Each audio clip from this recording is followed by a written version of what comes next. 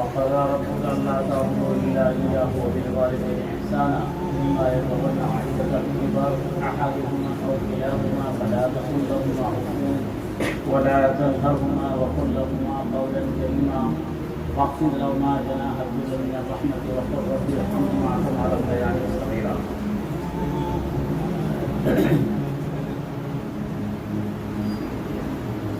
ابھی بہت سی اہم باتیں اللہ نے ہمارے علماء کرام کی کروائی ہیں اور میں سمجھتا ہوں کہ شاید یہ امین باتیں تھی اللہ نے ان کے دل میں ڈالی ہے، ایسی باتیں جو آپ کے مفاد ہیں.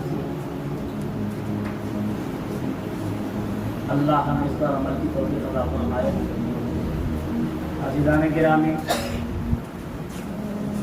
عام طور پہ علم طلب علم سے متعلق تو باتیں آپ سنتے ہی رہتے ہیں، علمی جگہ ہے اس طرح کی باتیں آج ہوتی رہتی ہیں. آج ایک دوسری سی بات ہے ہم آپ سے اور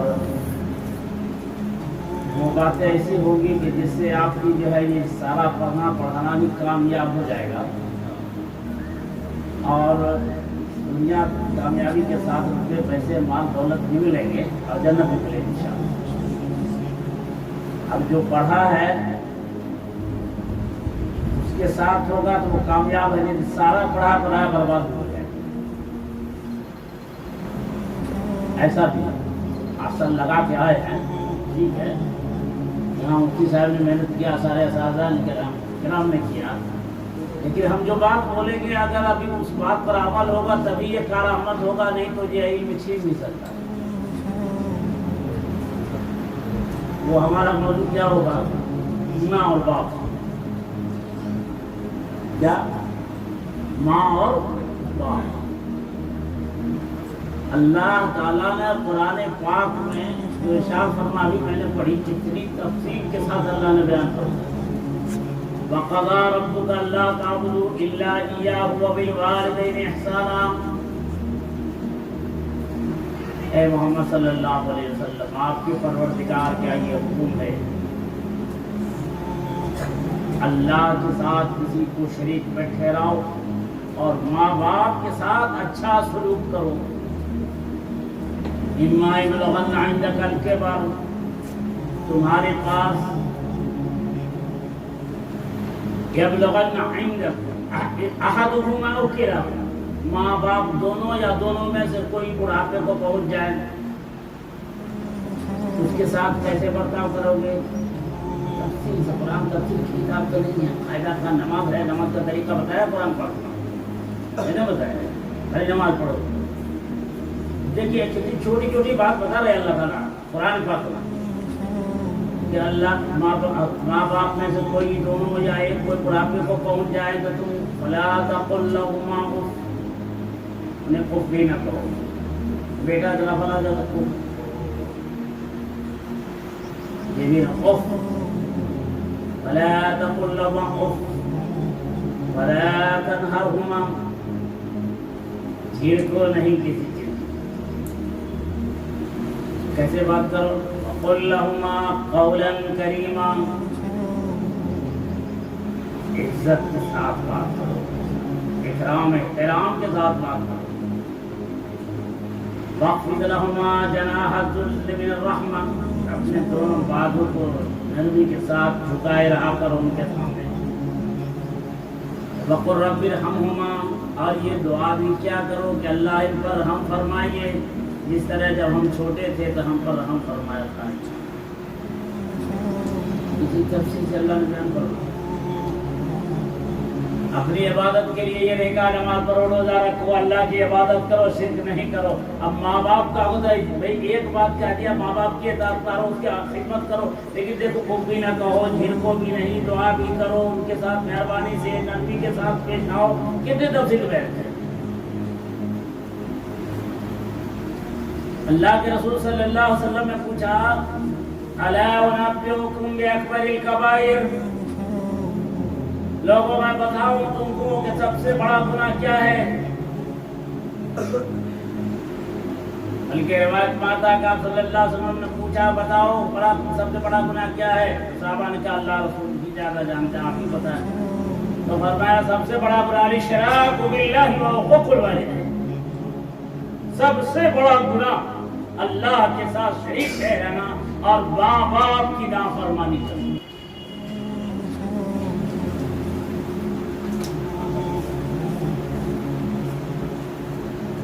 خوشنودی رحمان در خوشنودی مادر و پدر آصف پہلے پڑھا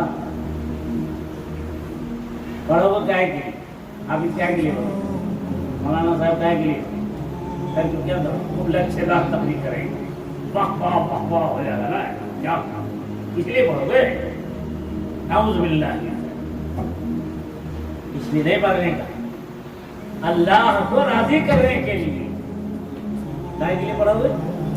اللہ کو راضی کرنے کے لیے۔ کیسے اللہ راضی ہوں؟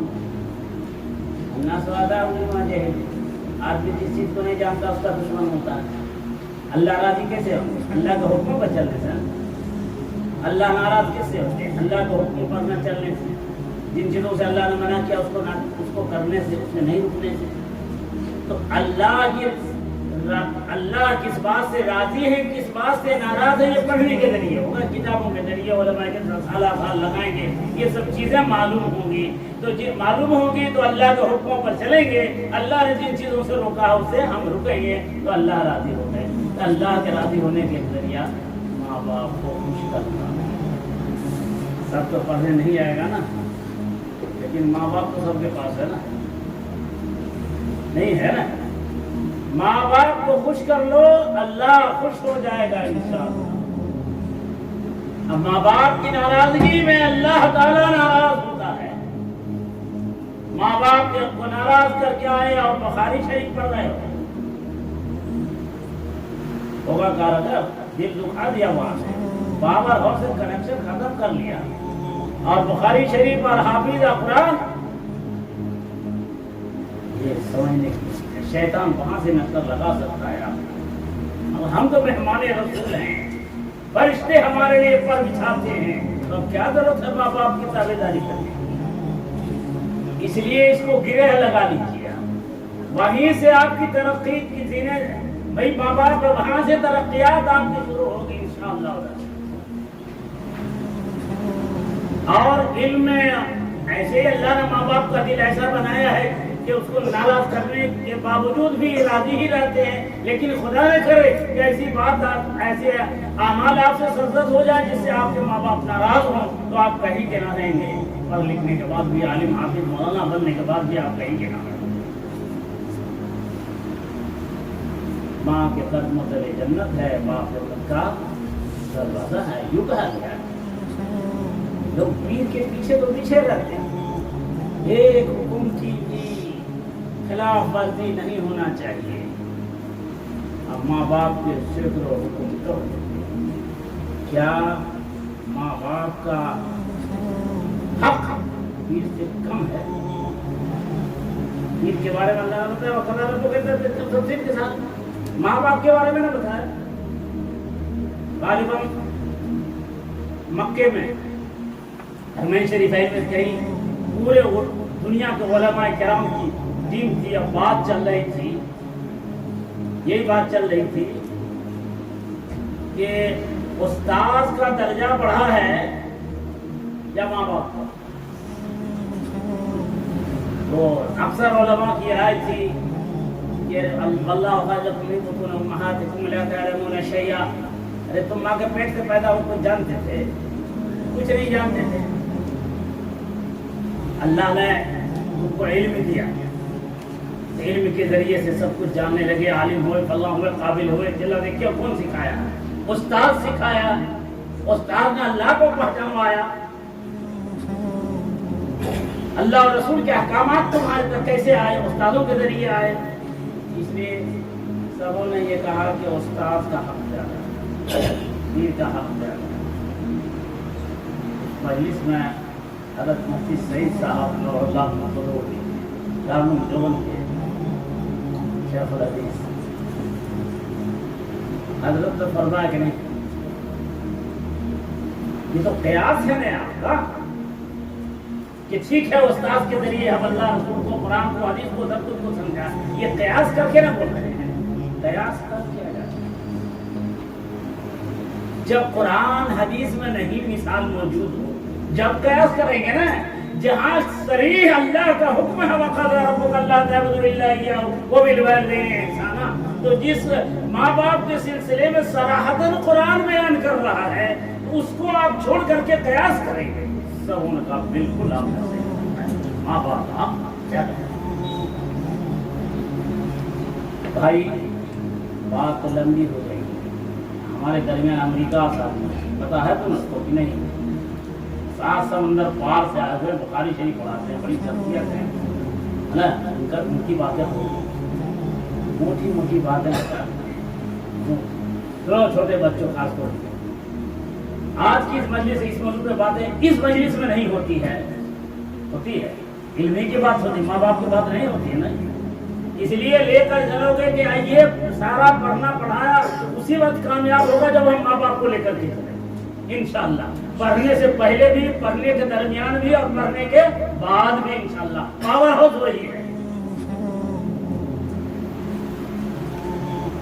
کبھی ایسا ہوتا ہے ماں باپ کے پاس کتنے بچے ہوتے ہیں، بھوکے رہ کے بھی سب کو پال لیتا ہے، آسانی سے ساتھ بشاشت کے ساتھ بھیک مانگ کے بھی پال لیتا ہے۔ اب وہی ماں باپ بوڑھے ہو جاتے بعد بدار قسم کے لوگ ہوتے ہیں، جس کو اللہ پر بھروسہ نہیں ہوتا، وہ ماں باپ کو پالنا مشکل ہو جاتا ہے، بوجھ سمجھتا ہے۔ کئی بھائی، اس میں ایک بھائی ایسا تھا جس کو اللہ نے یہ سمجھ دیا تھا کہ ماں باپ کی خدمت کرنا چاہیے، ایسے ہم کو دنیا آخرت دونوں ملے گی۔ تو اس نے اپنے بھائیوں سے کہا بھائی دیکھو ماں باپ کو کھلانے کی باڑی لگا تھا، آج وہ کھلا گا، اس کے ہاں اس کا باڑی لگا کے کھلانے کا ماں باپ کو مر مٹنا چاہیے، نہیں ہم ہی کھلائیں گے، دوسرے کو نہیں دیں گے۔ ایک بھائی نے کہا کہ دیکھو دوسرے بھائی سے، ماں باپ کی جو خدمت ہے نا، اگر میرے حوالے کر دو کہ ہم ہی اس کی خدمت کرتے رہیں، تو ان کے انتقال کے بعد جو ترکہ اور جائیداد میں حصہ ہوگا نا، ہم اس کو بھی نہیں لیں گے اگر یہ خدمت دے دو۔ دوسرا بھائی سوچا اور کیا بات ہے، اس کا حصہ بھی تو ہم ہی کو نہ ملتا ہے، بہت کہا بہت اچھا بہت اچھا، یہ دیا بیچارہ